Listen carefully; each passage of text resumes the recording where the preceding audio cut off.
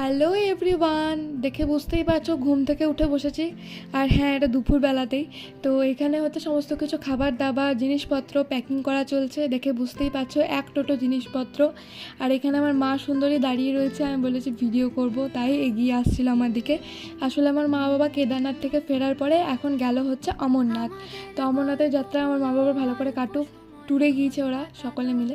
তো আমি আর হৈমো দুজন মিলে চলে এসেছি মল্লারপুরে, নতুন একটা রেস্টুরেন্ট খুলেছে লাজিজ। তো সেখানে আমরা ওখানে এসে অর্ডার দিয়েছিলাম হচ্ছে pan fry momo cheese with cheese. তো এইটা হচ্ছে 8 পিস ছিল।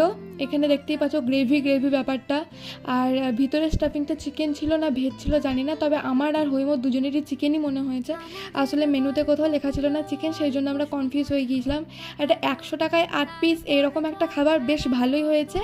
আর এখানে বাড়িতে এসে বেগনি খাচ্ছিলাম। দেখা হবে অন্য ভিডিওতে। সকালে ভালো থেকো, সুস্থ থেকো।